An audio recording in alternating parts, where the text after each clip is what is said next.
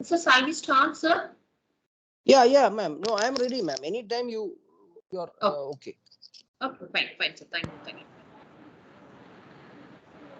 A pleasant morning and a warm welcome to one and all present here in this virtual forum today for the session on NAAC Accreditation, the complete understanding. This is arranged to facilitate the NAAC preparedness. This is going to serve as an awareness session for NAAC Accreditation. This is Dr. Srijana, Assistant Professor of English, Kumaraguru Institutions, with the privilege to welcome you all. First of all, thank you for joining us for this session. On behalf of the management, Principal Dr. D. Saravanan, and the IQAC Coordinator Dr. Selvanayaki, I welcome each one of you to be a part of this session. The Department of IQAC is honored to have you all for the session. I would like to take this opportunity to welcome our resource person, Dr. Prashant R. Nair, Vice Chairman, IQAC, Amrita Vidya Vishwapeetham, Coimbatore. A special welcome to all the faculty members and academic support staff of Kumaraguru institutions. I now request our IQAC coordinator, Dr. Selvanayaki, to introduce the resource person. Over to you, ma'am. Thank you, ma'am. Good morning to all. It's my honor to introduce a resource person who is working as a vice chairman, IQAC, and professor of computer science and engineering of Amrita School of Engineering, Amrita Vishwavidyapitham, Coimbatore. He has over 22 years of teaching, research, mentoring, training, consultancy, and academic administration experience. He has taught in academic programs in the USA and Europe at University of California, San Diego, and Sofia University, Bulgaria. He has written 6 books, 2 edited books, one book chapter, and over 50 publications in reputed journals, books, and conferences. He has mentored student teams which have won premier international and national competitions like Smart India Hackathon, Rajasthan Hackathon, TCS Digital Twin Challenge, and represented India as part of the national hackathon team for Singapore India Hackathon and felicitated by Honorable Prime Minister of India, Narendra Modi. He has also been ranked as top innovation mentor in India by Atal Innovation Mission and coordinates AIM activities at Tamil Nadu as regional mentor of change. He has been serving as the chairman, coordinator of Amrita Deemed University's Internal Quality Assurance Cell since 2009. He has coordinated 3 cycles of NAAC accreditation, NBA accreditation, NARF rankings, and also served as UGC nodal officer for university. A very short after speaker by conservative estimates has addressed 1,50,000 students and trained 10,000 plus faculty on technology, innovation, professional bodies, and quality aspects of higher education.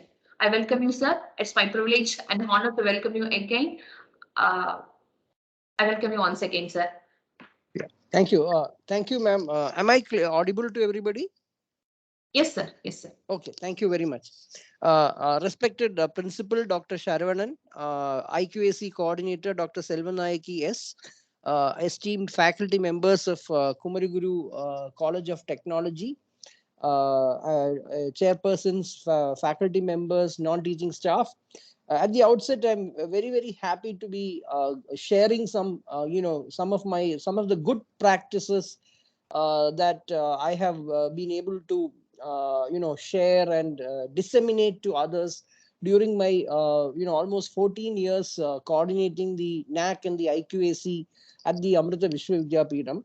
As mentioned in the profile, we have completed 3 cycles, and all the 3 cycles I have been coordinating across the university, across all 6 campuses, and it's been a very it's had its share of ups and downs in terms of the activities, the work, and so on. But at the same time, it has been a very fruitful and productive kind of journey, in the sense that in the last cycle, in August 2021, we got the highest grade A++ with 3.7 CGPA, which is among the highest in the country. So it's been a learning curve, so as to speak. So at the outset, I know that Dr. Sharavanan had told me that you are going for your next cycle on 1 and 2 of July. At the outset, I want to wish you all the very best for your accreditation visit by the NAAC peer team, and wish you all the best. And I'm sure there are a lot of very good strengths that you have, that you can showcase, you can leverage, and get the best possible grade from the NAAC. See, I have very, very close ties with Kumaraguru College of Technology for more than a decade. So many friends, so many collaborators. If I recall the CSI chapter, the IETE chapter. So at one point of time, even today, I am nationally involved in all the professional bodies. But at one point of time, I was very much involved in an outreach, and I have come several times to Kumaraguru, for Computer Society of India, IETE, kind of student chapters. Then subsequently, Coimbatore Management Association, we have a chapter in Kumaraguru. I'm the joint secretary of that chapter also, of the CMA. So a lot of good friends, good memories, good acquaintances, and so on. And I have at close length, I have seen some of the good practices. See, the idea of NAAC is that we share good practices. The focus of NAAC accreditation is how you are taking best practices, how you are deploying the best practices, showing evidence of success, showing evidence of knowledge exchange with others, and how others are also adopting. That is the key. And I can very emphatically say that you have an excellent facility in the name of KCT Forge. Your ProtoSem program, the course for 6 months, is definitely a very unique experiment, and I'm given to understand that it is showing very good dividends. So these are things that we can learn from each other. At least I learned something from that interaction with the KCT Forge folks, and I take back good learnings from that. So, as Selvanayaki ma'am was telling me, my agenda is to give you a kind of an overview, which you probably all of you know a lot of it, but still to give you an overview of the process of NAAC, what it entails, and then after the presentation, this is the same presentation that Selvanayaki ma'am has given you, but I'll go through the finer aspects and the subtle aspects that probably are hidden between the not available in the fine print. And also I will run you through the process of the actual peer team visit. Can you share the slides, ma'am?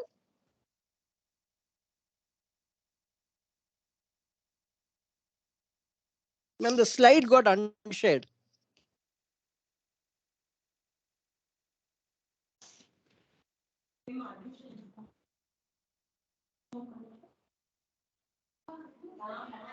Selvanayaki ma'am, the share is slide is unshared. Can you please share? Yeah, okay. Yeah, okay. Can you go to the next slide, ma'am? Yeah, as you know, the NAAC has a very important role to play in the quality higher education in India, because NAAC is the only body that does institutional accreditation. NAAC is the only body in India, the statutory body that does the institutional accreditation. Institutional means accreditation as a whole, as an institution as a whole. You are, when you are going for a NAAC accreditation, you cannot do any cherry picking. If you have 2 campuses, you have to show all the campuses. If you have 30 departments, you have to project and highlight all the departments. There is no choice that you cannot cherry pick and take only the strong departments. That is not possible as far as the NAAC accreditation is concerned. It is an institutional accreditation, and it covers a 360 degrees feedback of the institution. Every single thing, whether it is academics, research, administration, finance, extension activities, anything and everything, cleanliness of the toilet includes in the NAAC accreditation. Now, many folks ask me, especially consulting for so many institutions, what is the difference between NAAC and NBA? NAAC, of course, is an institutional accreditation. NBA is a very focused program accreditation. You're only focusing on a program. And that program, if the department is running a BTech and an MTech program, you're only focusing on one program, the BTech part. You're not covering the MTech part. Having said that, of course, the department vision, mission is all the same. But then the focus is very clear only on that department and the concerned faculty and the outcomes of the students and the faculty of that program. Now, moving forward, as per the NEP, what is likely to happen is that they may merge all the accreditation bodies into one, and a new structure may come. But we are yet to see these things into action. It may take some time. But the plan of the government of India is to have an overarching accreditation body. So there will be an overarching body that looks after. Maybe NAAC may take up that thing, and NBA may become an appendage or a wing of the overall NAAC, the assessment body. Maybe the medical council will have its own, process and its own system as part of this overarching accreditation body. But we are yet to see that to happen. It may take at least a few years to fructify. Not few years, it may take 5 years to fructify. That is what I feel. But the NIRF ranking is being hived off. As of now, NIRF ranking is under the NBA. It is administratively under the NBA. But from 2023 onwards, the NIRF is going to be a separate ranking society. And that's going to be different from this so that they don't want any overlap. Now, as you know, the NAAC assessment is a 360 degrees focus of your institution. Every aspect of the institution, academics, administration, extension, finance, student life, student engagement, innovation, intellectual property. It is a very comprehensive program. And that is why if you ask me, you may complain about the massive documentation that is there. But at the end of the day, you are taking the lens inwards. You are looking inwards. That's the biggest advantage of a NAAC accreditation. You are able to look inwards. You are able to look into what you have done in the last 5 years in all kind of initiatives, how you have improved the quality, how you have addressed various aspects of the institution. And one more aspect is there. Now, I always tell an IQAC, an internal quality assurance. So as you know, once NAAC has happened, even before NAAC has happened, you can constitute an internal quality assurance cell that coordinates this process, that takes ownership of the process. It can actually take ownership of entire aspects of, the, accreditation. Not only, there is some noise. Yeah. So it can take complete focus on all aspects of the accreditation or ranking. That is actually a very good agenda for the IQAC. You be a nodal office for all accreditation, NAAC, NBA, rankings, NIRF, international rankings, a nodal office for affiliation if required, if you are affiliated to a university. That's the ideal setup or ideal agenda of an IQAC. Now, what you have done in the there is so much of what you have actually done in the last 5 years, how you have incrementally improved. Madam, there is so much of noise. Ma'am, can you? Yes, sir. I will look into it. Yeah, please mute everybody. Yes, sir. Yes, sir. Because I'm using earphone, it's actually hitting my. Yeah. So as I was mentioning, the IQAC is something that is supposed to take leadership of this process, coordinate the process, and ideally a best practice that I have been doing for the last 13-14 years is the IQAC is a one-stop. A one-stop in the sense that it is a nodal office. Now, I don't know what is your structure. It may or may not be like that, but moving forward, your IQAC should be like a nodal office which takes care of the complete affiliation, accreditation, rankings, all these kind of compliance requirements. And as a result, it's actually a good practice. You are able to kind of dovetail your efforts. And also, if you have enough administrative staff, your focus can be on the back office, can take care of most of the work so that the faculty are free to do research and innovation. So that's a very good practice that an IQAC has to be. Now, the slide was talking about the quality initiatives. Now, any IQAC has to focus on two aspects of quality that was shown in the slide: the quality sustenance and enhancement. I will explain. Quality sustenance means you have already reached a level, you have got some accreditation grade, you have got a ranking. Now you have to maintain that. You have to keep up that ranking. You have to maintain that position that you have got in both the ranking and accreditation. The second part is that is the quality sustenance, quality maintenance. The second part is quality enhancement, improvement. So how you are able to move up the ladder?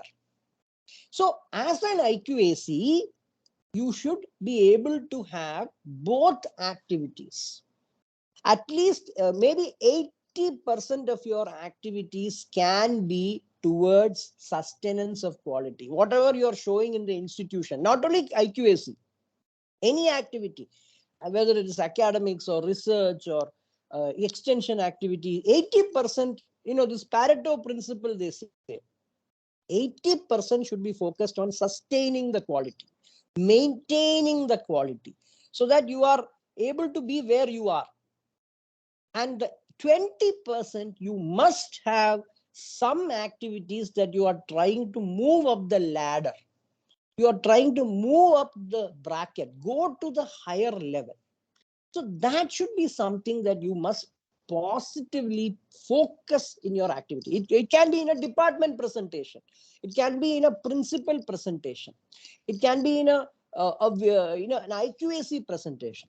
So I am at this level. I am at this bracket. I am at this area. This is my ranking. This is my accreditation. These are my awards and achievements. Now I have done these things to maintain them. At the same time, 20% some activities I want to move on to the next level. I am aspirational towards the next level.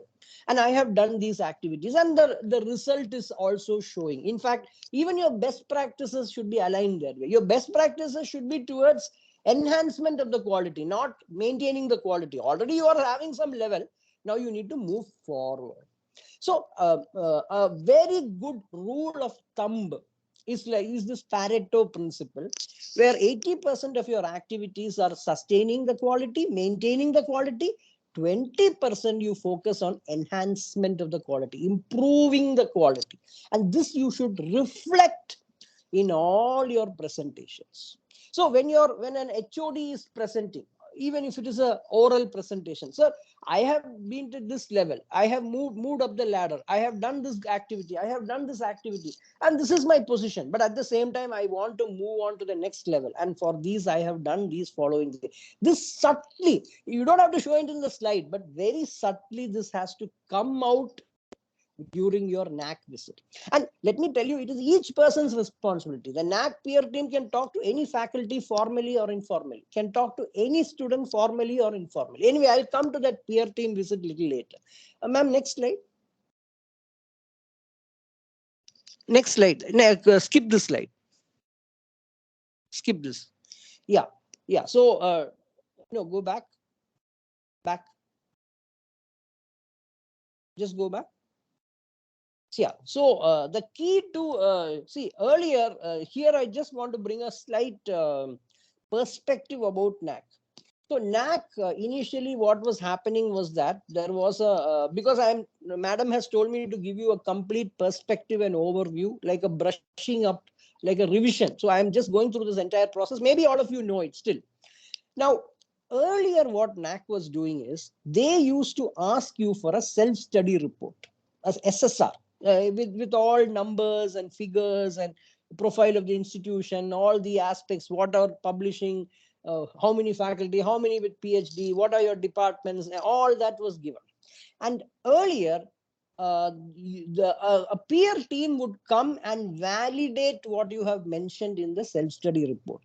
But the entire evaluation was based on that subjective evaluation of the NAAC peer team.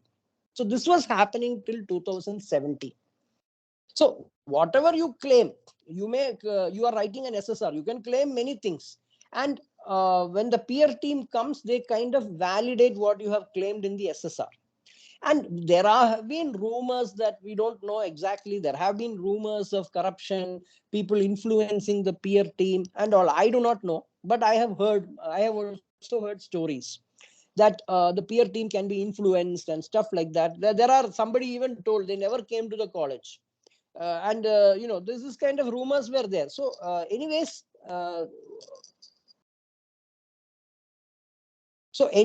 what happened is that in 2016 onwards, NAAC started working on a new format. A new format is, there are two aspects, quantitative and qualitative. The quantitative aspect is close to 70% of the grade.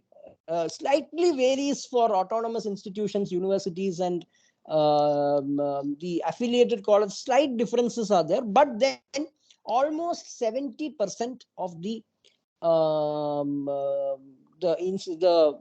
grade is based on that quantitative parameters, which are totally decided by the evidence and the data that you submit.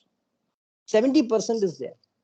Only the remaining 30% happens in the visit that they come. They are the qualitative parameters.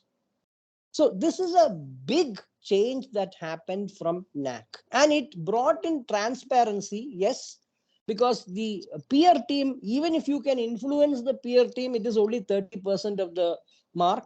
The remaining 70%. So your fate is already sealed by the time the thing happens. So initially what happens, you submit an IIQA, an institutional information for quality assessment, where they look at your regulatory agencies, whether you have approvals from statutory bodies, whether you are running, if you are engineering, whether you have got ACT approval, you are running medical programs, then you should have the Medical Council of India approval and so on. That is the IIQA stage. Second step is the self-study report, SSR. Now, the SSR, as I mentioned, you are submitting the SSR, 70% is quantitative, 30% is qualitative. For all the 70% quantitative questions, you are supporting those things with evidences. And these evidences have to be given upfront. Even for the qualitative, you are answering some questions, which the questions on what you are doing. And those questions also you are required to upload some evidence, some sample evidences at least. So after that, there is something called a DVV, data verification and validation. This is done by a third party. We do not know who it is, but as we understand, they are bound by the Official Secrets Act of the Government of India. So what happens in the DVV, it is, as I understand, it is a mix of quantitative and qualitative. It's a mix of subjective and objective. There are some aspects that are taken there by a artificial intelligence, by a computer, that looks for some sort of discrepancy. For example, some college in Andhra, internship certificates, they made the thousands of internship certificate by downloading the logo of some companies, putting some false signatures. That was easily found out by that software. So it's a mix of objective and subjective. It's not only the computer doing, mostly it is done by the computer, but there is also a physical or a subjective evaluation. But we do not know who they are. They are bound by the Official Secrets Act, and if they found out, it becomes a big problem. So they ask you for a lot of clarification, and then you have a peer team visit. Now, here I want to tell, I told Selvi Nayaki ma'am also a couple of days back, even though your quantitative thing is over, 70% is over, you do not know, but they know the grade is available with the inspectors who are coming. They are not required in the peer team visit to ask for qualitative, for quantitative. They are only focusing on the qualitative questions and the evidences supporting the qualitative. Having said that, you have to be keeping the quantitative stuff centrally somewhere. You should have everything. The reason is, in some cases, NAAC may, some colleges and all, the DVV has done their work. DVV has already given marks. DVV has asked you for clarifications and everything is done, but still there could be doubts. So the peer team that is coming, even though they are focusing on qualitative, they are at liberty to ask you anything on quantitative. You cannot say, oh, I can't give you, that is already over. No, they are given an agenda that certain things, if there is some doubt means DVV has cleared, but still they have some doubts, then they are at liberty to ask you. For example, value added courses. Many people cook up this data. DVV also did not find out any discrepancy, but they have a doubt. They Google and look for the thing. It is there on your website of the college, but it is not nowhere else. In they find out, like they look at social media updates, or they look at websites and all. Website, some report is there, but they are not able to link it to a timestamp in social media. So it could be a lot of things, not one or two. I'm saying hundreds of value added courses the DVV has cleared. So they can come and physically ask you, okay, DVV, they won't tell you subtly, they will tell you that, please understand that there is a, we have to check the value added courses, please show. It is quite likely. So keep it ready at a central location. I was telling madam, you need not put it in the department, have the IQAC office, have all the quantitative aspects also ready with you. They may or may not ask, but if there is a doubt, they may ask. That is in it. Next slide, ma'am. This I'm sure you know. An institution of your caliber, you must definitely aim at A++. There is nothing less than A++, because I know your institution. It's excellent in all aspects. You should definitely aim at an A++. Next slide. Yeah, so a quick overview on the NAAC criteria. I'm sure you know all these things, but I'll quickly go through each one of them to brush up your focus. So now go to the next aspect, 7, the criteria. Yeah, this is what I told you. Yeah, 70% is quantitative, 30% is qualitative. Slight variation may be there here and there. New manual slight changes are there, but this is the kind of focus. And there are 7 criteria, 34 indicators. Each criteria will have some indicators. Yeah, next slide. I already told you all these. Next slide. Already I told you. Okay. Now, first aspect, that is the curricular aspects. So, as you know, now you are an autonomous institution, right? As an autonomous institution, you have got the freedom to design your curriculum, develop your curriculum. You have the feedback for, you have the freedom for getting inputs from all stakeholders. You have the freedom to have curricular innovations. You have the freedom for having exchange programs, credit transfers, enriching your curriculum, improving the value of the curriculum. So this is what is focused on this criterion 1. Curriculum design and development. How you are designing the curriculum. Are you looking at, now there is a qualitative question on whether your curriculum is focusing on the global trends, national trends, trends of the local community, and so on, and whether they are being realized in terms of the during the formulation of the PO, CO, PSO, and so on. This is one qualitative question. Another qualitative question is whether you are having all kind of ethical dimensions in your curriculum, values, ethics, whether you are doing some humanities focused and stuff like that. Right. So, yeah, curriculum developed and implemented have relevance to local, national, regional, and global needs, which is reflected in the PO, PSO, and CO. And of course, whether you're integrating cross-cutting issues related to ethics, gender, values, sustainability, and so on. These are the 2 major qualitative questions in the first part. Now, obviously, when I'm sure you have a process of the curriculum development. You are involved, you are having a board of studies, you are having so many faculty who are also involved in terms of a syllabus committee. Every subject expert in the syllabus committee is making some input. So if you are a, see, if you are an operating system expert in the department, you may be the one creating the curriculum. You may be looking at other institutions. You may be looking at global models for curriculum. For every subject, there are professional bodies, there are models available. And it is not only for engineering. See, if you take engineering, there are many professional bodies, IEEE and ACM and ASME, American Society for Mechanical Engineering, ASCE, American Society for Civil Engineering, Institution of Engineering. So engineering, there are galore. There are a lot of professional societies that give you the input. But even in arts and humanities, there are kind of global models. Just to give you an example, if you are having a commerce curriculum, you need to align your commerce curriculum with the gap standards, financial standards, finance courses. You need to align with the gap accounting practices. That is the best practice.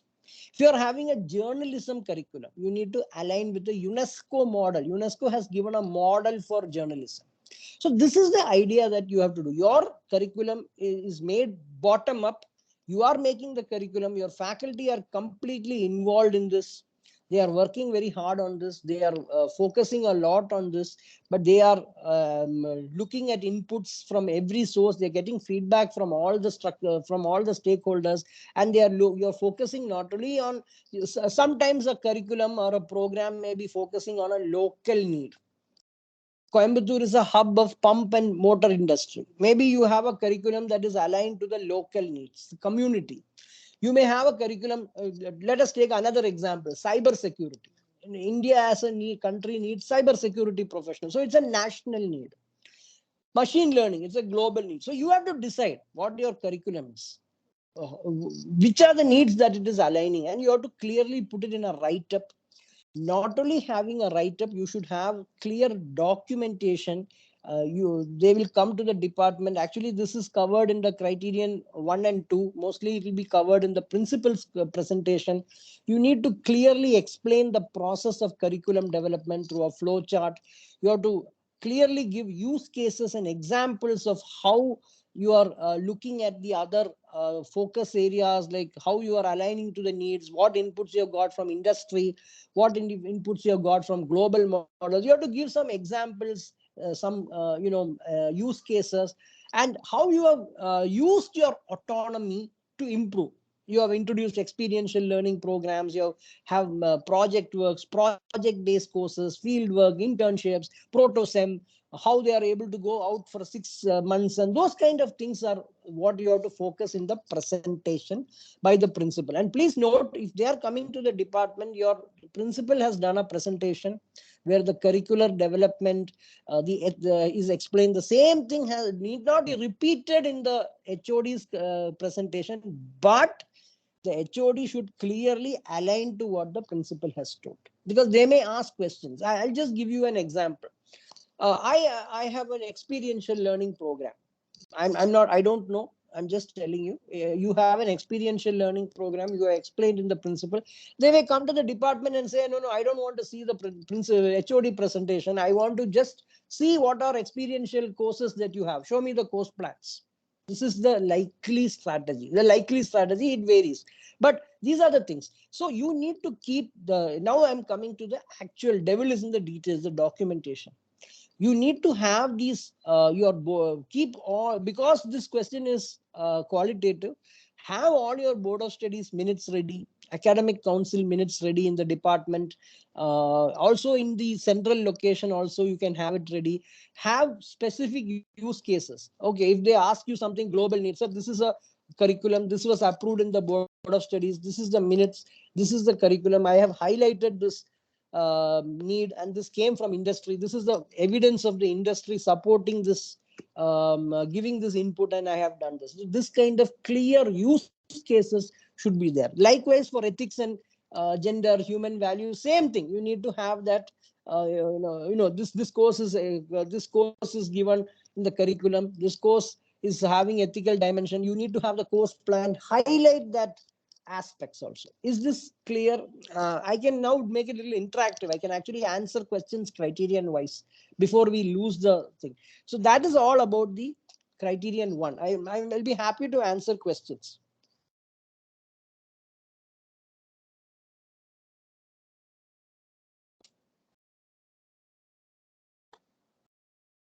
Or we'll take them in the end, but if it's up to you, okay. Yeah, next, criterion 2, madam.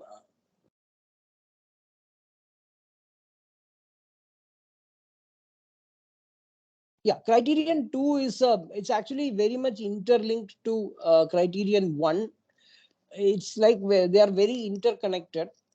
Here they look at the connection in terms of the curriculum to the teaching learning process.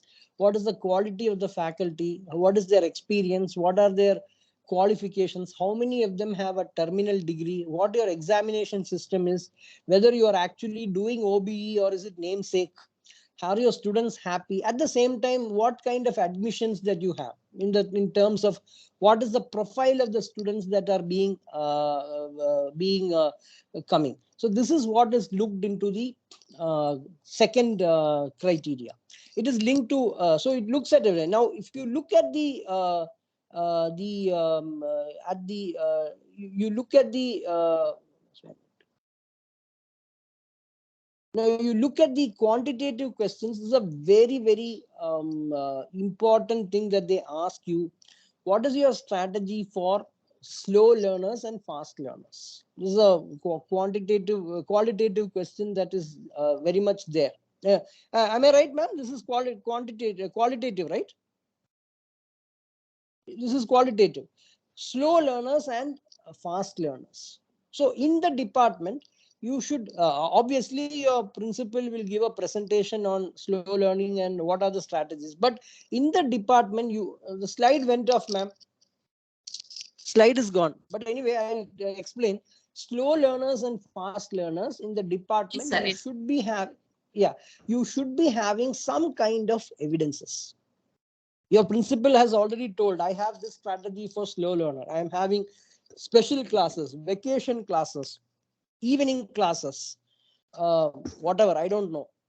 But that evidences for that should be there in the department, because you don't have to repeat the same thing. The HOD, when they come to the department, you can give a very short presentation, 5-minute presentation, 10. But they may ask for these kind of things. Okay, the principal told you have so many fast learner strategies. Can you show me some evidences? So, slow learner strategies. Can you show me the timetable of slow learners? Is the student signing? Is there a log book? Where is the evaluation for these things? These are the things that they may ask when they come to the department. Similarly, for fast learners, I don't know, you may say internships, you're giving grace marks for hackathon. I don't know. I'm not sure. I don't know what you are doing, but all those kind of things, MOOCs courses, internships, foreign exchange programs, all those things are there for fast learners. So you should be able to also show kind of some evidences, right?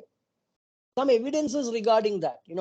What are the things that you have done for slow learners, fast learners? What some certificates, some samples. Then of course, student-centric methods, experiential learning, participative learning, problem-solving methodologies. Very important. I'm sure I know, I'm aware. When I came there also, I remember you are telling you are having some program going to the village and all. So you have nice videos of that, or you have some in the presentation, you have some reports of that. These are things that you should have. And I'm sure threadbare, they'll ask you questions on that also, whether it is effective and all. You may say, I'm having a village program, but what are they doing in the village? How are you able to demonstrate an outcome? So you should have a proper report, with geotagged photographs, with outcomes, a project report. And if there one of those projects have gone into some more outcomes, they went to a village, they did a project, they applied for a patent, or they wrote a paper. Those kind of things you should link out, right? Engineering clinic, embedded courses, simulation based experiments in labs, industrial visits. These things should come out. evidences are there needed for that. So that most likely these things will be presented in the principal's report, but the evidences must be there in the department. I'm not saying get everything, but have some samples, some use cases. Whichever department, you should have all these things. So all these things are what is expected in the criterion 2 in terms of quantitative questions. Then just go forward, attainment of outcomes. The COP, I'm sure you have everything because you have the PO, the NBA visits just going on. So those kind of things you should be having with you. The attainment calculations, the closing the loop is the most important thing. I'm sure you know that, but still, how an evidences of closing the loop. So when the NAAC peer team assessor is coming to the department, take one course file and say, sir, this is the course file. Last attainment was 50%, 80%. Now the attainment is 90%. How did this 80 to 90 happen? Because we did all these things, and this is the proof for that. We did extra classes. This is the schedule of the extra classes. We added a mini project component, and closing the loop happened. That was the suggestion. We have implemented it in this iteration of the course, and it got. So these kind of things should be very clearly brought out. Then, of course, whatever automation that you have in your examination system, the software, please showcase all those things, keep them ready, and so on. Now, NAAC doesn't go into that level of detail like an NBA. Like an NBA visit is like 1.5 days they are in the department, right? This is not that kind of, but still you should have clear documentation on all those things. We can move forward.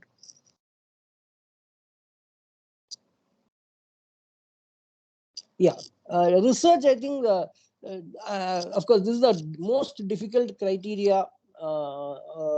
Research getting marks is very, very difficult, different. To give you an overview, even though you are not so rich in terms of projects, patents and all, you have made a very good effort towards trying to get projects, trying to do some research promotion by giving seed grants, by having good policies for your faculty, giving them incentives, giving them travel support for research, giving them all the wherewithal for patenting, for developing their innovation, rewarding the publications, the intellectual property, the paper, the patents, the projects, and of course, extension activity and collaboration. So this is what it is. But now I here want to tell one very important thing. See, extension activity is in the neighborhood, nearby. You go somewhere far away, that is not extension. Extension is near your immediate neighborhood. Maybe up to Coimbatore, you can say is extension activity. You are going to some Kerala floods and doing service, that cannot be extension activity. That you can show it in criterion 7. Please understand there is an overlap between criterion 3 and criterion 7. But there is no overlap. Actually, it's very clear. Criterion 3 is activities in extension in your nearby location, neighborhood. Criterion 7 is societal focus, community development, green sustainability, where you cannot show the same extension activity. So if you are showing the extension activity of NSS, NCC in 3, you cannot repeat that in 7. I want to tell this again. I'll request, maybe if you have done that, the DVV will toss it off. Anyways. Okay, now, yeah, this I have already told. What are the qualitative questions in terms of criterion 3? One is you have a policy for research. I'm sure you have created one. What is the policy for faculty wants to apply for a seed grant? What are the documentation for that? Have files for that, samples of files, right? So somebody wanted to make wanted a mass spectrometer, or a small crystallography equipment. It may have cost 5 lakhs or 7 lakhs. What is the process? What is the process here? Please understand the focus is on the process. What does the faculty do? Well, the faculty will apply for to whom? For this thing, what is the process, who approves it, who gives the seed grant, and after that is given, how is it the accountability fixed, and all those kind of things. You should be able to have a process. Somebody applies for a project to go, funding to go for abroad for some seminar or conference. What is the process? All those kind of things you should have. And also you have an ecosystem for innovation, creation, and transfer. And now I don't need to tell you more that you already have a Forge accelerator. So that answer is solved here. But here have them very clearly, strongly, and emphatically tell them that that we have our own ecosystem, we have our own incubator, we have our own, it's not an incubator, it can accelerate you, it can incubate you, it can do anything. So please, that kind of thing, you need to explain that in your own way. And also link your IIC, Institutions Innovation Council, also to this this accelerator and all. I don't know if there is a link between the two. If it is not there, please try to at least show some link and some collaboration.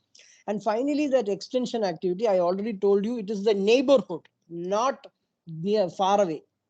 Going to Kerala for floods is not extension activity.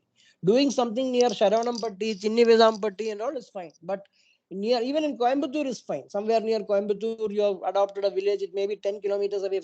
Your NSS activities, NCC activities, all these you can show it in this place. Just give me 1 minute, just 1 second.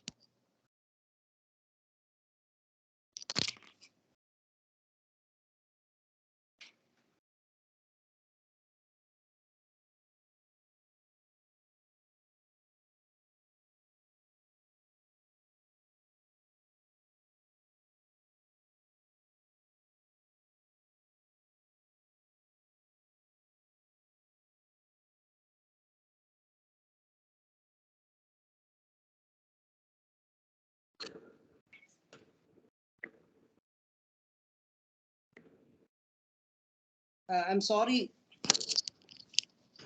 I'm sorry. Yeah. So that's what you focus on, the criterion 3, the process that you have. You see, already your papers, your patents, your journal, your books, chapters, everything, the mark has come.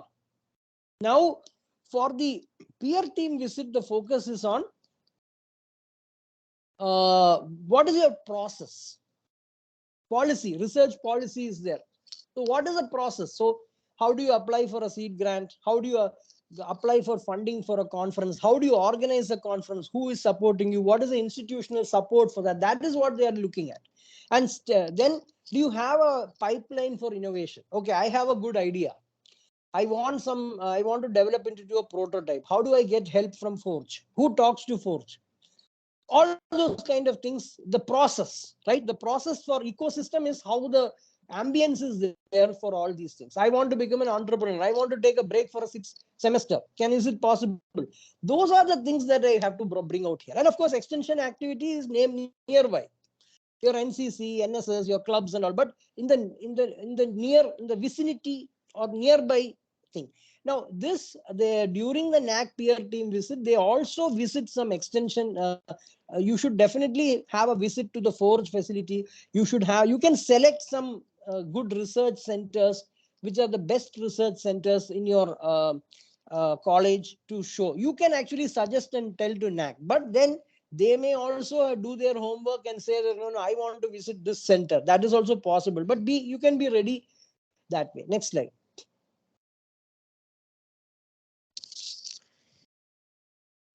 Next slide. Now going to criterion 4. So this is the slide is not moving, or is it not moving for me only, or yeah, okay.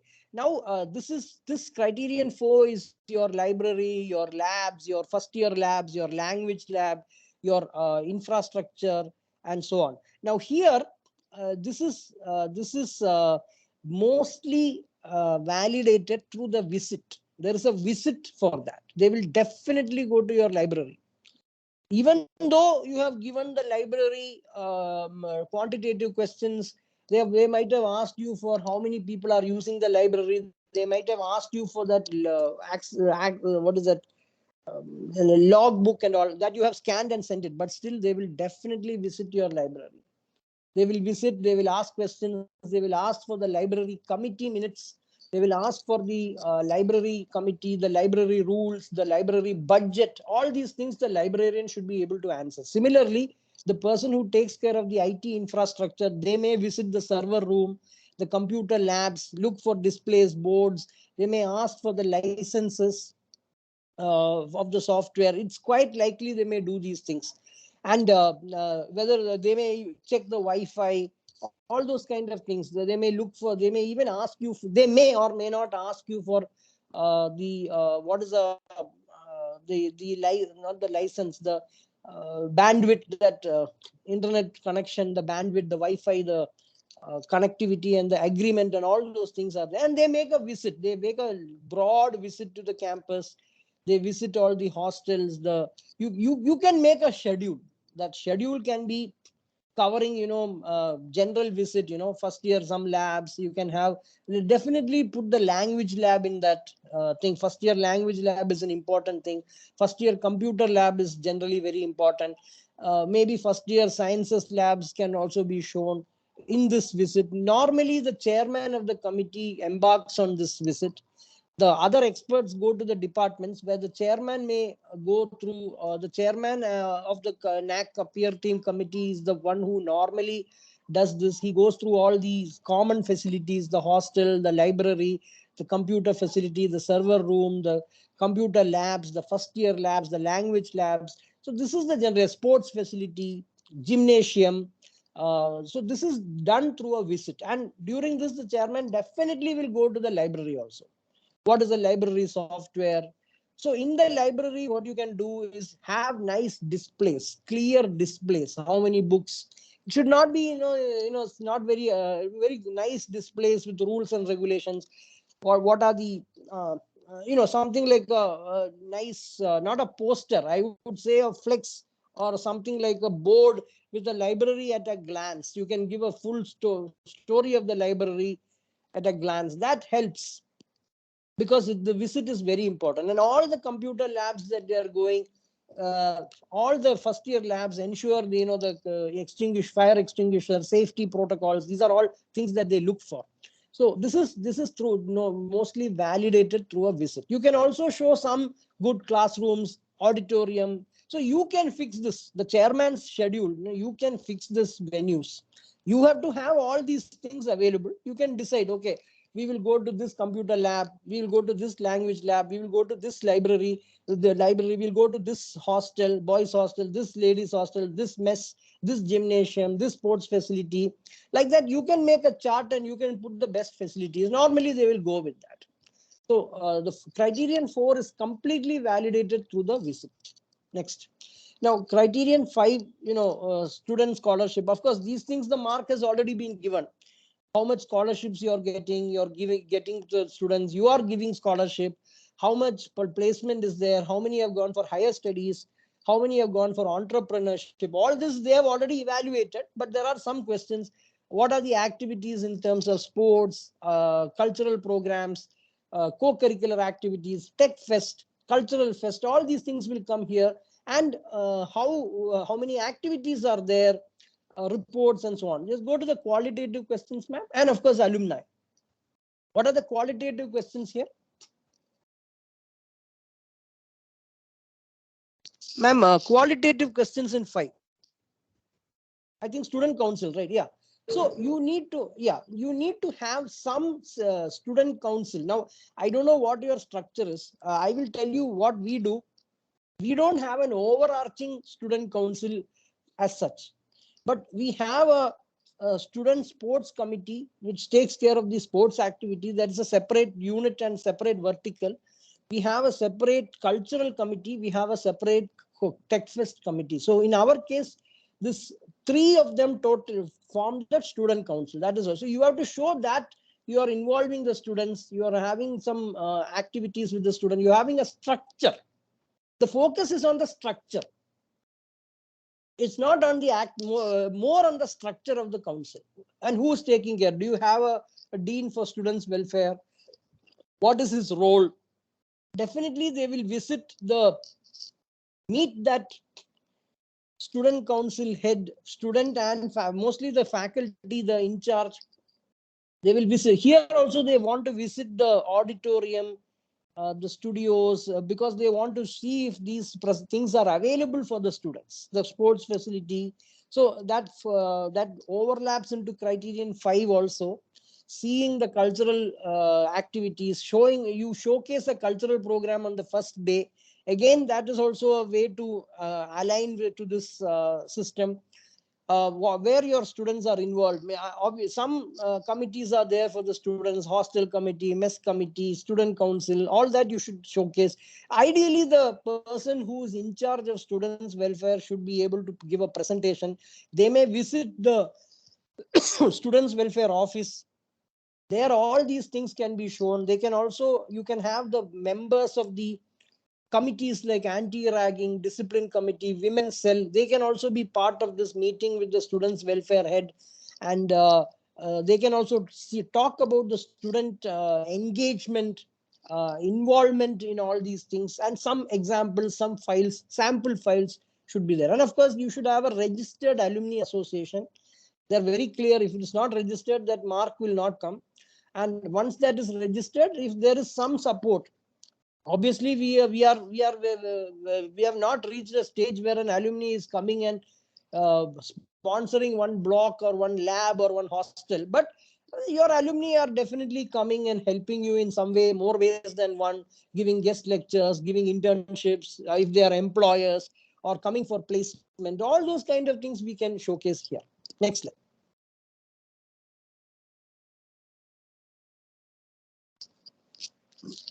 Next slide. Yeah, this is now the focus. There is a meeting with the finance officer for the financial mobilization, how the finance is being deployed, what is the relationship between your trust and your college. That is done. This 6.4 is done with the meeting, one-to-one meeting with the finance officer.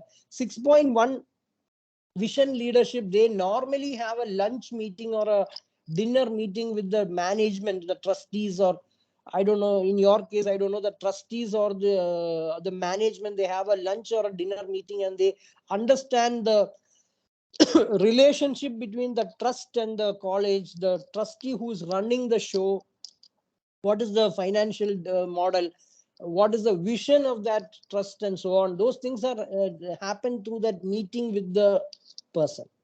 It could the meeting could be with the management, with the principal, and they try to understand that. During that, they do this. They also ask for strategy development and deployment, in the sense that what are you doing for the benefit. No, back, please go back. Yeah, and how much you are giving faculty support. So the finance officer should have those numbers and documents ready. I have supported finance faculty for seed funding for this much. I have done this. I have given this much funding for conferences. All that data should be available with the finance officer. And of course, when the trustee, I don't know if you have a registrar, but whoever takes care of the administration, this is the dean academics, I don't know, but that person should also be generally available. The person, they also have an interaction with the controller, the examination head. They may visit the exam office also. That's also likely, but that also is coming as part of the 6 only. The 6 is meeting with the administration, which includes the management, the principal, the administration head. I don't, if that's not registrar, I don't know if it is dean academics, the finance officer, all that comes under 6. Can you go back?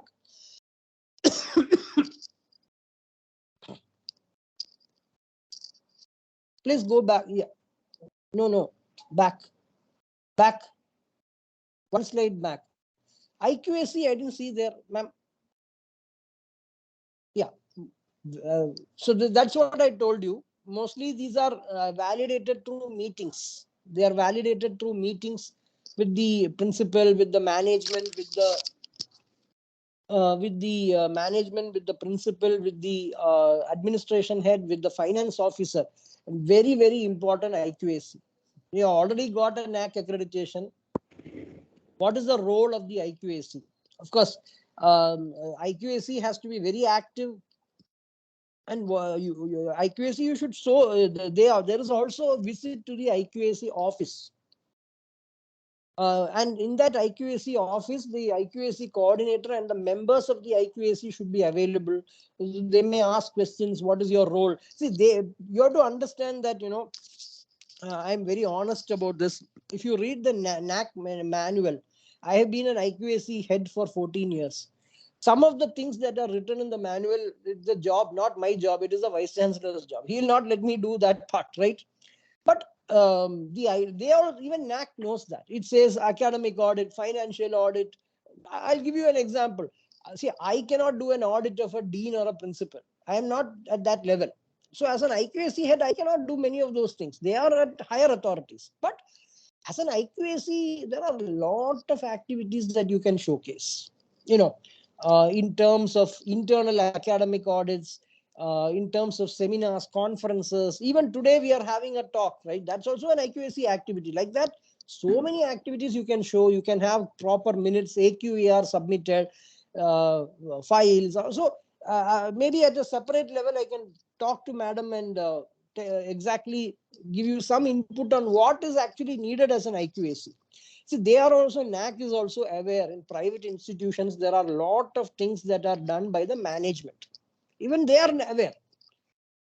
So we know IQAC can focus on those things, interfere in those things. But then IQAC can do so many other things, right? Activities that they can show. I already told you in the first few slides, 80% on quality sustenance, maintaining, and 20% on enhancement. So those things you can showcase in the IQAC, but keep the office ready. When they are, if they are coming to the office of IQAC, ensure your members are also there in the college level IQAC members are all there in that meeting when they are coming also. And they should also say, sir, I'm a IQAC member. I'm the coordinator of textile department. I took initiative for the IQAC and conducted a seminar on how to write a good research paper. And all the college faculty attended. Like that, you should have some clear role given to each of them. Next slide. A lot of qualitative questions are there in the institutional values and best practices. Best practices, even though it's 30 marks, there are 3 best practices, 2 called best practices, 30 marks, and another best practice which is renamed as institutional distinctiveness. What is the DNA of your institution? What is distinct of your institution? What is the uniqueness of the institution? So this comes to 50 marks. 3 best practices is equal to 50 marks. Threadbare you should prepare, because this is something that influences the entire idea of the institution also. Your best practices. And as I told you, just when was I giving a talk on best practices? I have a talk on Tuesday on best practices for Satyabama University NAAC sponsored seminar. I'm talking about that on Tuesday. I think that link is there on my Facebook and LinkedIn. If you want, it's free registration also. You can also attend if you want. So that best practices is very, very important. Best practice is something that is consistent. There is a context. There is a need. There is a practice. There is a challenge. And you have addressed these things doing the best practice for a significant amount of time. And there is success. There is clear, measurable outcomes and evidence of success. That is the catch here. So you have to be very careful with your best practices. Have clear evidences. If you have a report, nothing like that. If you are saying that Protosem is I don't know what you have shown. If you are having Protosem, you should have a brochure with Protosem. That these are the people who have taken Protosem. These are the evidences. These are the things. These are the companies. These are the startups. So like that, it is all measured outcomes. And best practice should be running at least for 2-3 years. You started something today, you cannot call it best practice. It should have been happening for at least 2 to 3 years, if not more. And institutional distinctiveness is also another best practice. So this is very, very critical. And these 50 marks sets the tone. Even though 300 marks are there, everything depends upon this 50 marks. This 50 mark, you get full, you're home. That's what I can say. And you have to be very, very prepared on this best practices. And all the faculty should also know. Now, I'll give you an example. You have shown a best practice. Now, I'm again using Protosem example. The NAAC assessor is going to textile department. Okay, so your best practice is Protosem. Principal showed me excellent slide. How many students have show me one faculty or student who have benefited? Now you are blinking in the air. This is a very big problem. See, everybody may not have used it, but you should be able to say, oh sir, unfortunately in our department we have not taken Protosem, but the other best practice is international tie-ups. There I have a tie-up. So this best practice and institutional distinctiveness should be owned up by everybody in the college. Maybe shown in principal's presentation, but every faculty should own it up. They should know. Protosem. 10 students of mine have gone for Protosem in civil engineering department. These are the outcomes. Like that, you should own it up. You should give your contribution to the see, I'll tell you, this is a very typical catch-22 situation. Normally, these best practices are conceptualized, formulated at a top level. At a top level, this is what is happening, right? And conceptualization, formulation, documentation is done at a top level. It should percolate down to the department. That is very, very important. Even if your student has not gone for Protosem, you should say, oh yeah, we have not been able to go till now, but this year we have identified 5 students to go. Like that, you should be able to answer. So that is about the best practices and institutional discipline. If you tell me what they are, I can maybe give you some more inputs qualitatively offline to Madam Selvan Naik. Next slide.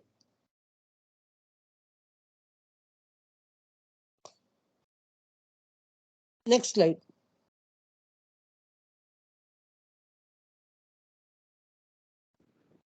This is fine. Next slide. This is all known. I think, ma'am, can you show that NAAC schedule PDF? I can quickly run through that and then we can have questions. Sure, sure. That PDF file, no? That mock Yes, schedule. I'll now open it, sir. Yeah.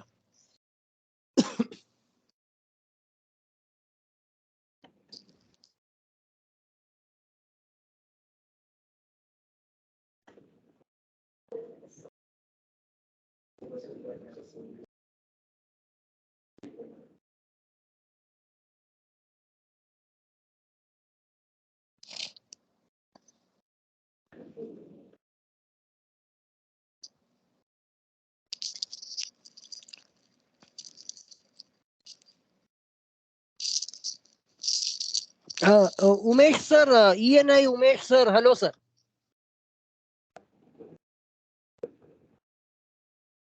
Umesh sir from ENI is here.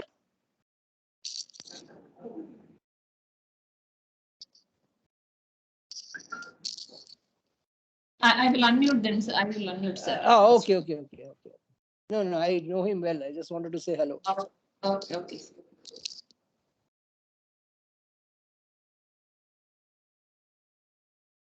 Yeah. You can go to okay. Now coming to the actual visit.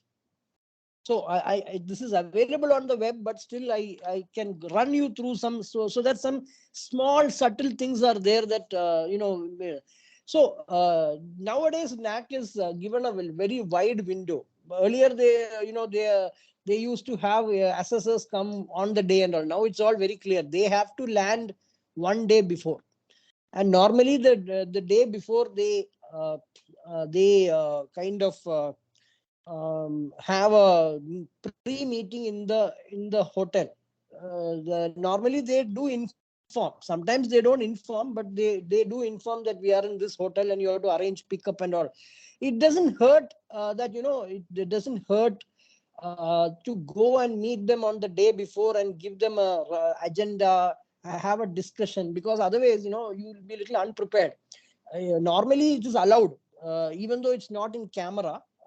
You are allowed to go to the hotel on the day before, say a welcome, give them some clear schedule, give some discussion, have some discussions, and you can give some suggestions that I've done like this, is it okay and all. Otherwise you come, they may make changes and it will be. But one thing you have to understand, this is very important. Even though this is a schedule, please understand this schedule will change.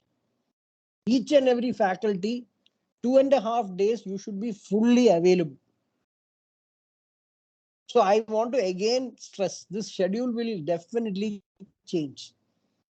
right? So if you may think, oh, they will come at, they are supposed to come to the department at 2 o'clock, but they may come at 1 also. They may come the next day also. They may even swap the visit. They may say, okay, after principal presentation, let us go there. See, these things can change. That's what I'm saying. This is a very dynamic schedule. The schedule is very dynamic. It can always change. And the day before, it is a good idea if the principal and the IQAC head or somebody goes and meets, gives them a rough schedule, has a discussion, and so on and so forth. This is a good practice. There's nothing wrong in that. And many a time, have enough copies of your SSR, have some copies of your SSR also. Sometimes they may have got a copy by email. Sometimes they may have not printed it. They may come and ask for that. Sometimes the NAAC assessor will call you from the hotel and say, I don't have a copy, please bring a copy. So have these things ready. Unless they ask, don't give it. So normally, you can go to the hotel and keep enough copies of the SSR. If they ask for it alone, you need to give it. You can give some brochures, presentations. If you presentations vendor, don't give presentations. But if you have some good brochures and all, you can give it to them the day before. It doesn't hurt. Then when they come to the college, see, then normally the first thing is the principal's presentation. In the principal's presentation, the focus is on criterion 1 primarily, and all the board of studies heads should also be there. I'm assuming that the board of studies heads are the HODs. I'm assuming that. But if it's not an HOD, it's better that those people are there.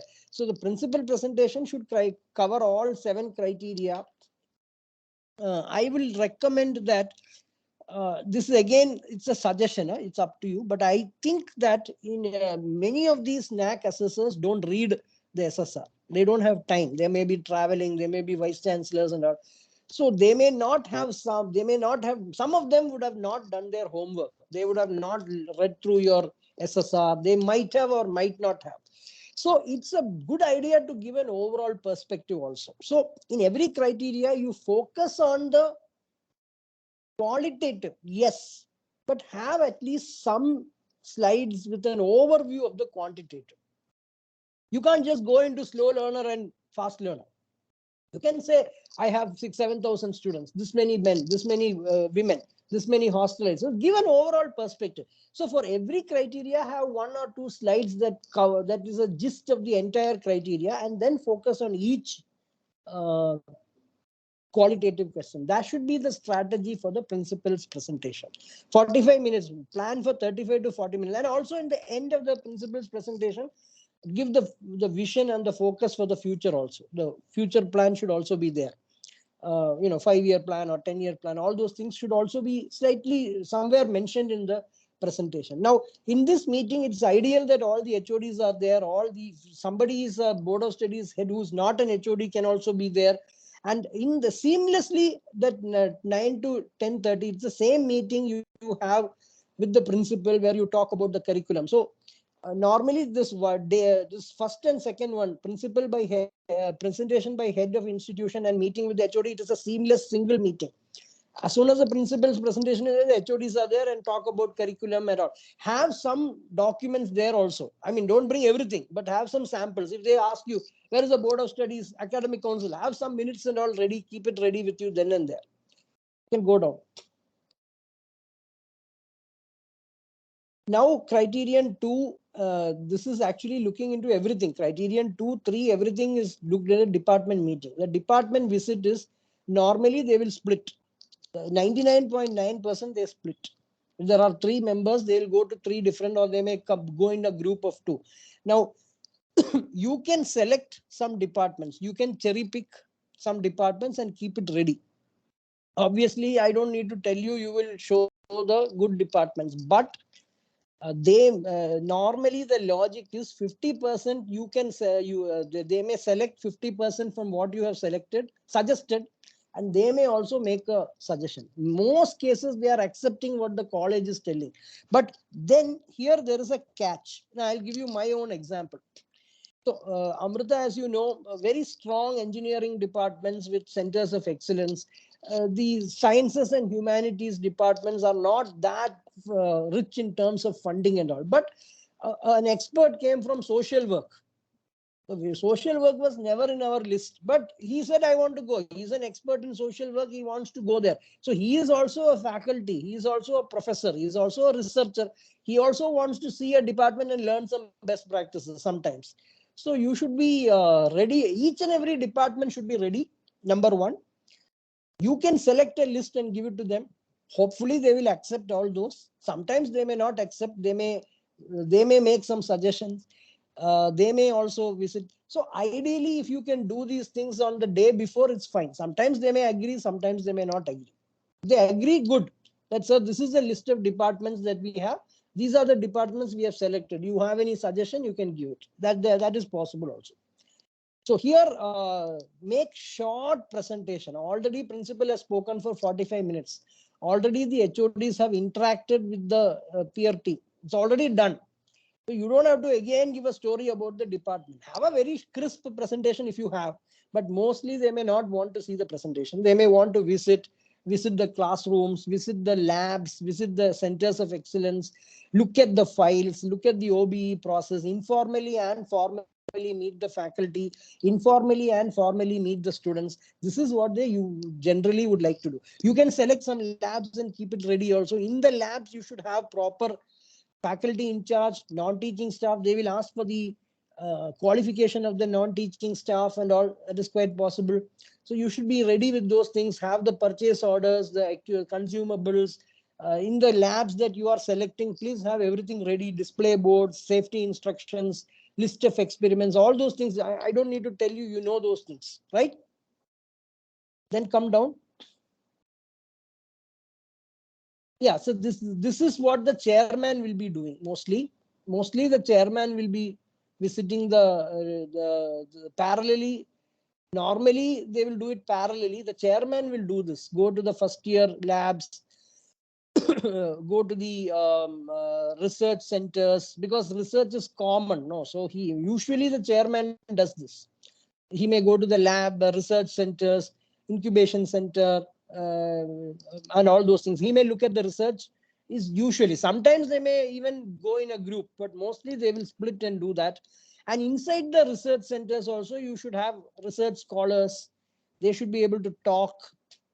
If you have a research committee, you can have them sit in one lab or sit in a common place and you can have an interaction.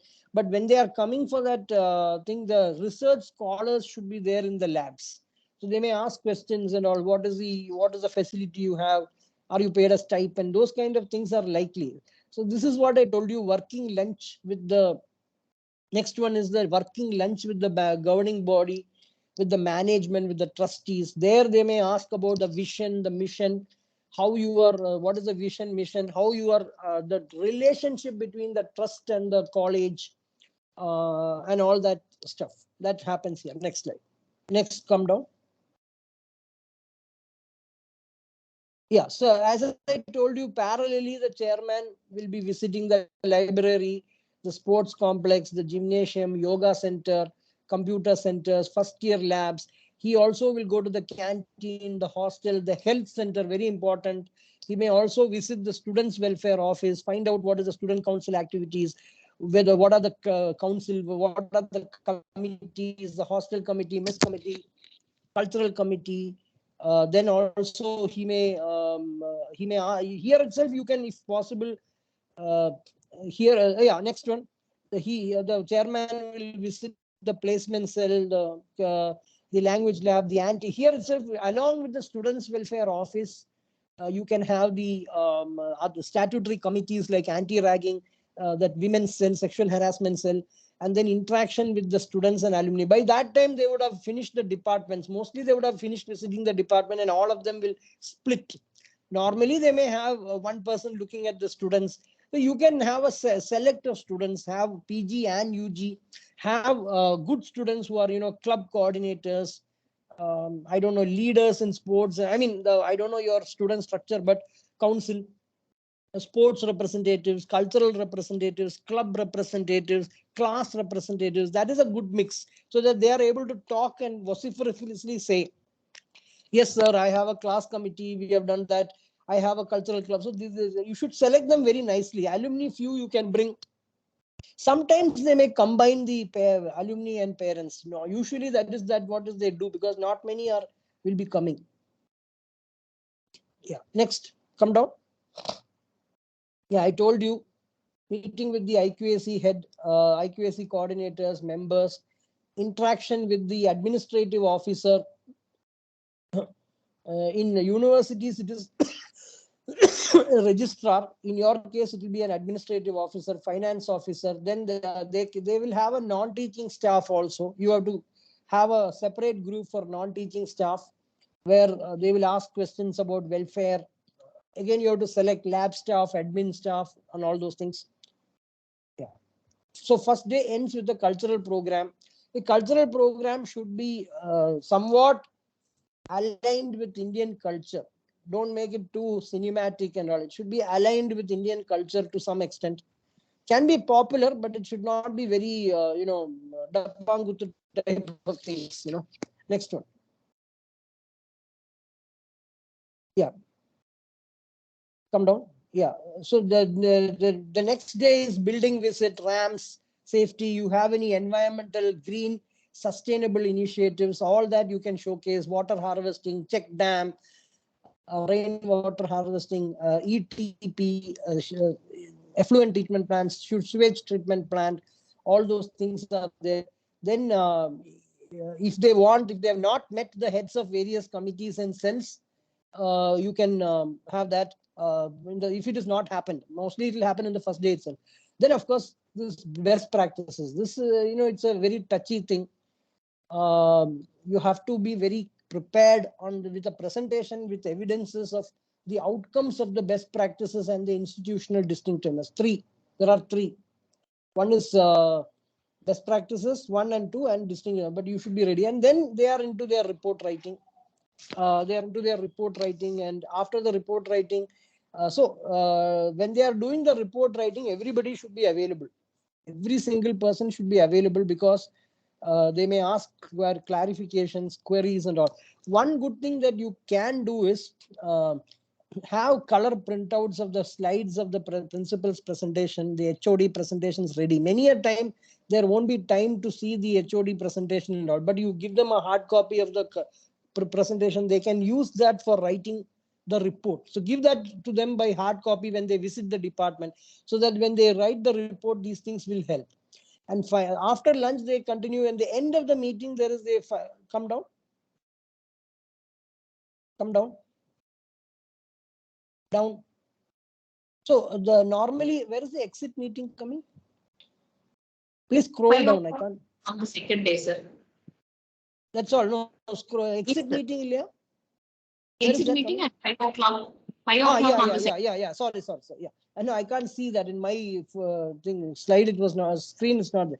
So exit meeting, they will give you a subtle hint. You can make it. You can understand what grade they are going to give to some extent. Of course, it is based on the qualitative, but quantitative also they have access to that. The software is such that they can see the quantitative marks also.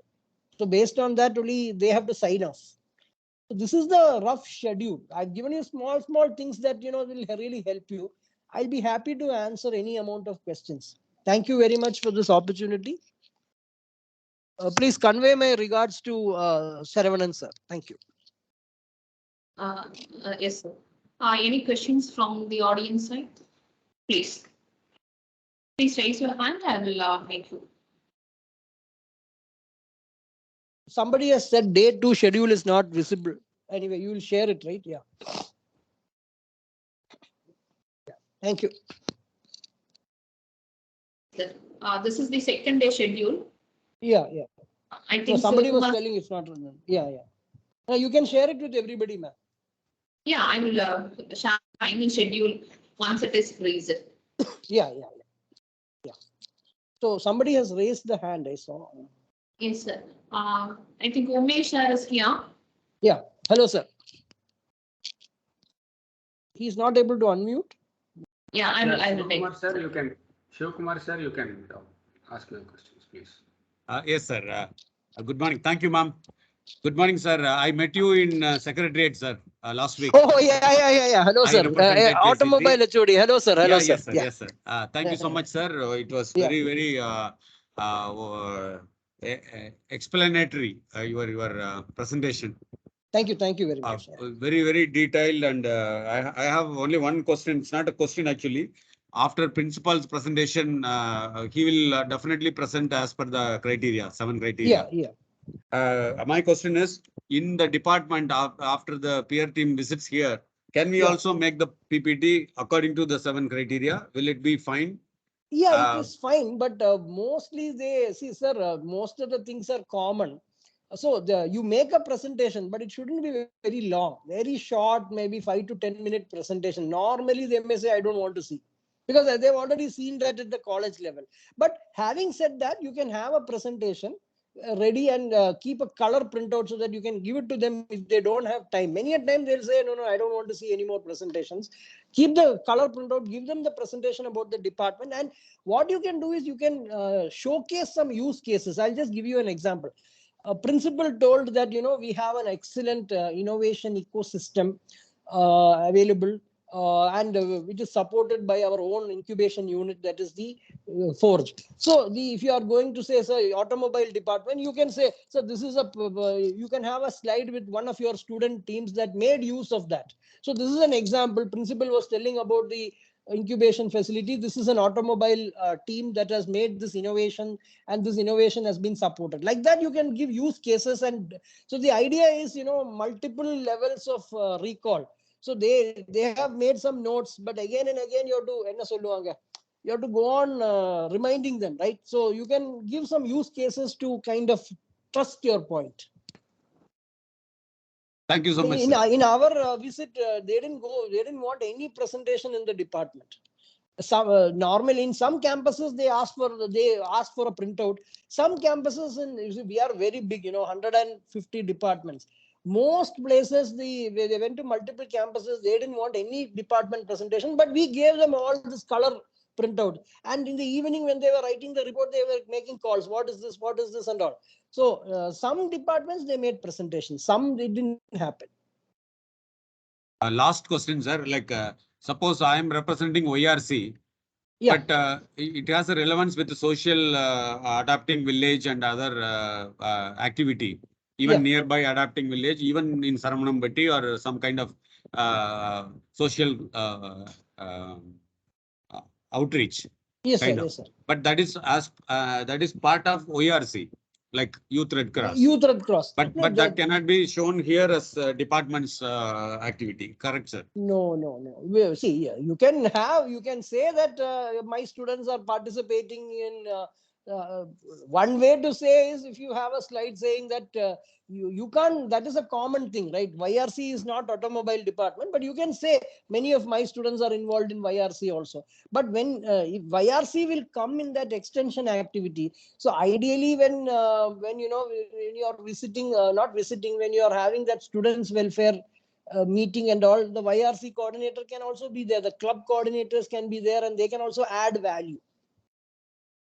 Thank you so much, you sir. can fit it. You can fit it somewhere. I think you can fit it there. When they are meeting that is what I did. When they did the students welfare thing, I combined everybody. I called all the club coordinator faculty. I called I put it in the placement cell. That meeting was fixed not in the students welfare office, but I fixed it in the placement cell, which is very good in Amrita. So while one team was visiting the placement facility, the other team, I told them students welfare head is here, all the club coordinators are here, all the statutory committees like anti-ragging, women's cell, all they are also there. So in one go they finished everything. You can also save time. Thank you so much, sir. Yeah, wonderful to have you here. Thank you, sir. Yeah.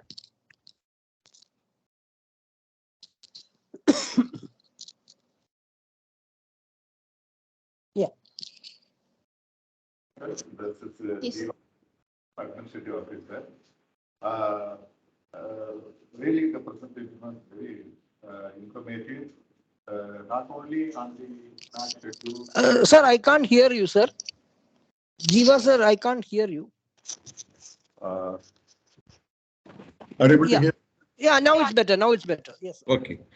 So the presentation was very informative, not Yeah. only on the NAAC activities and the visit schedule, but also you took us through the nuances of the visit, and you provided us many tips. Thank you very much for the same. I have only one clarification. In the first day, there is a luncheon meeting with the governing body, where they have mentioned the state representative, university representative, like that. Do they insist the state representative, state government representative and the university representatives mandatorily, or the meeting can be only with the governing body? No, they don't insist. They want a meeting with the people. But see, as you know, these people, the state government representative may be very busy and all. In our case, we have some UGC representative. I think we informed him, but there was no response also. Nobody was there. Only our people were there. Okay. That's what I recall. Yeah, many a time it's very difficult. Even in some North Indian university, I had gone. Who's that? Yeah, Dhirubhai Ambani Institute of Communication Technology. So Okay. Anil Ambani is the chancellor. So they were telling me very difficult to get Anil Ambani to come on that day. So such issues are there, So yes, thank you, thank you. yeah. You can inform them if they are able to come. Nothing like it, but doubtful. May not be having time. Okay, we'll certainly try, sir. Thank you. Yeah. Thank you, sir. Any other questions?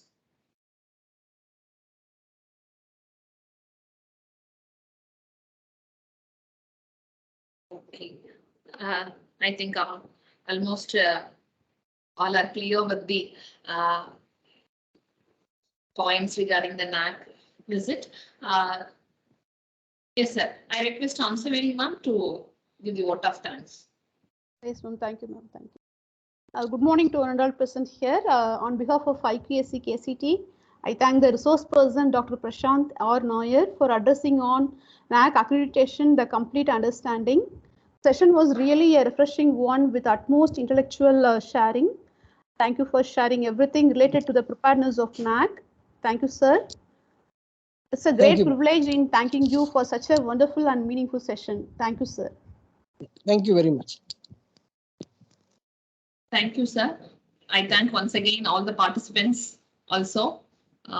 Thank you very much for your nice presentation, sir, and setting your time, valuable suggestions for us. Yeah. Thank you very much.